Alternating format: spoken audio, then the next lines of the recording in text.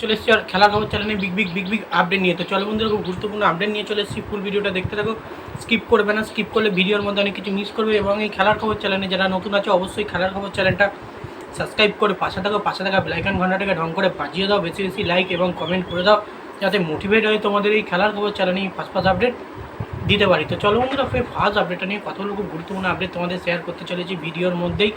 তো ফার্স্ট আপডেটটাই হচ্ছে এমবিএসজি শিবিরের প্লেয়ার সায়ন ব্যানার্জিকে নিয়ে। তো সায়ন ব্যানার্জি কিন্তু ইবিএফসি শিবিরকে নিয়ে কিন্তু রহস্য ফাঁস করলো। আমি কিন্তু শুধু লিখেছি রহস্য ফাঁস করলো সায়ন।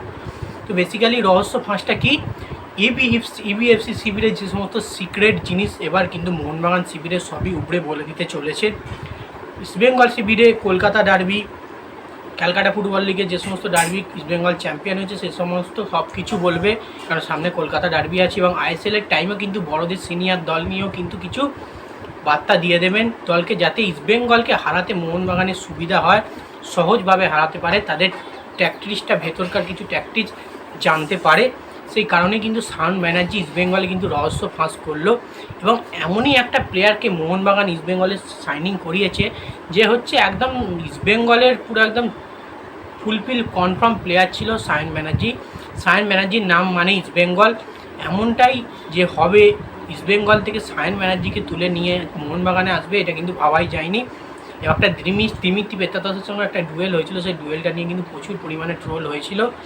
সেই সায়ন ব্যানার্জি কিন্তু এসেছে মোহনবাগানে, অবশ্যই ইস্টবেঙ্গলের সব কিছু রহস্য ফাঁস করবে এবং ইস্টবেঙ্গলকে মোহনবাগান হারাবে, সেটা পরিষ্কার বোঝাই যাচ্ছে। তো যাই হোক, এবার নেক্সট যে আপডেটটা নিয়ে কথা হলো, খুব গুরুত্বপূর্ণ আপডেট, সেটা হচ্ছে এমবিএসজি শিবিরের মালিক সঞ্জীব গোয়েঙ্কা স্যার কিন্তু একটা বড় বার্তা দিয়েছে। বার্তাটা হচ্ছে, বলেছে এবার কিন্তু আমরা দলে ব্রাজিলিয়ান একটা তারকার কিন্তু টার্গেট রয়েছে, তোমরা নিশ্চয়ই জানো। সেই ব্রাজিলিয়ান তারকা কিন্তু বিশ্বকাপারও হতে পারে। তো বেসিক্যালি সঞ্জীব গোয়েঙ্কা স্যার কিন্তু বলেছে আবারও কিন্তু বিশ্বকাপার টার্গেট আমাদের রয়েছে, বিশ্বকাপার কিন্তু দলে নিয়ে আসবো। আমাদের মোহনবাগান টিমের সবসময় বিশ্বকাপার নিয়ে আমরা দল করি। এর আগে আমরা বিশ্বকাপারে জেসন কামিন্সকে নিয়ে আসা হয়েছিল, তারপরে জেমি ম্যাকলারেনও সদ্য বিশ্বকাপার, মানে প্রায় প্রতিটা প্লেয়ারই কিন্তু বিশ্বকাপার। এবং যে কোনো একটা না একটা প্লেয়ার বিশ্বকাপার প্রতি মরশুমে নেওয়া হয়, এ মরশুমেও তার অন্যতা হবে না। যে কোনো একটা চ্যাম্পিয়ন দুর্দান্ত ভালো বিশ্বকাপার কিন্তু দলে আনার চেষ্টা করবে সঞ্জীব গোয়েঙ্কা খুব শিগগিরই। সদ্য বিশ্বকাপ চলছে, সেই বিশ্বকাপের প্লেয়ারও হতে পারে, তাহলে সেই বিশ্বকাপের প্লেয়ার নিতে গেলে অবশ্যই লেট হবে, দেরি হবে, এবং আগে বিশ্বকাপ খেলা প্লেয়ারও হয়তো নিতে পারে। তো এমনটা তোমরা জেনে রেখে দাও, যে কোনো একটা বিশ্বকাপার কিন্তু দলে আনতে চলেছে বিদেশি প্লেয়ার সঞ্জীব গোয়েঙ্কা, তেমনই কিন্তু ইঙ্গিত তিনি দিয়েছেন। তো এবার নেক্সট যে আপডেটটা নিয়ে কথা বলবো সেটা হচ্ছে ব্রাজিলের প্লেয়ার ড্যানিলিয়ন জুনিয়র। এই প্লেয়ারটাকে কিন্তু ইস্টবেঙ্গল টার্গেট করেছিল। তো বেসিক্যালি মনে হচ্ছে এই প্লেয়ারটাকে মোহনবাগানও টার্গেট করেছে। তো একটা ব্রাজিলের প্লেয়ার টার্গেট মোহনবাগানের রয়েছে, তো তোমরা জানো, কিন্তু তার নাম এবং ফেস রিভিল হয়নি, কিন্তু একটু হলেও আঁচ করা যাচ্ছে ইস্টবেঙ্গলের এই টার্গেটকে কিন্তু মোহনবাগানেরও একটা কিছু টার্গেট রয়েছে। আমরা প্রতি মরশুমে দেখি একটা প্লেয়ারের ওপর কিন্তু 2-3টে টিম টার্গেট করে থাকে, যেমন মোহনবাগান, ইস্টবেঙ্গল, মুম্বাই সিটি, সবথেকে বেশি এই তিনটে দলই টার্গেটের লড়াইয়ে থাকে, যে কোনো একজন বাজিবান মেরে প্লেয়ারটাকে তুলে নেয়। ঠিক সেম এই ড্যানিলোর ব্যাপারেও হতে চলেছে।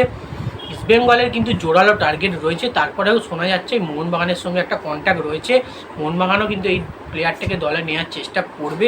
তো আশা রাখছি দেখা যাক এই প্লেয়ারটা লাস্ট পর্যন্ত কোন দলের জার্সি গায়ে মাঠে নামে ভারতের মাটিতে।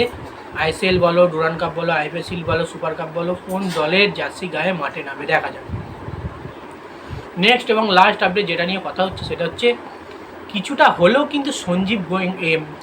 কিন্তু অল ইন্ডিয়া ফুটবল ফেডারেশনের প্রেসিডেন্ট কল্যাণ চৌবের ওপর রাগ হচ্ছে। চারদিকে কথা হচ্ছে কল্যাণ চৌবেই ভারতের ফুটবলটাকে পুরো ধসিয়ে দিয়েছে, খারাপ করেছে। যখন দেখা যাচ্ছে বিশ্বকাপের মাঠে প্রতিটা 48টা দেশের পতাকা উঠছে, তখন ভারতের পতাকা নেই। অ্যাজ এ ভারতীয় হয়ে ভারতের পতাকা না উঠছে দেখে কিন্তু মনটা অবশ্যই খারাপ। এর সবথেকে বেশি দায় প্লেয়ারদের সবসময় দিলে চলবে না, কোচকেও দিলে চলবে না সবসময়। এই অল ইন্ডিয়া ফুটবল ফেডারেশনের প্রেসিডেন্ট কল্যাণ চৌবেরও এর দায়ভার নিতে হবে। তাকে দল গড়া আগে থেকেই উচিত ছিল ভালোভাবে, কোনখান থেকে কী করতে হবে তাকে কিন্তু আগে থেকে ঠিক করে রাখতে হতো।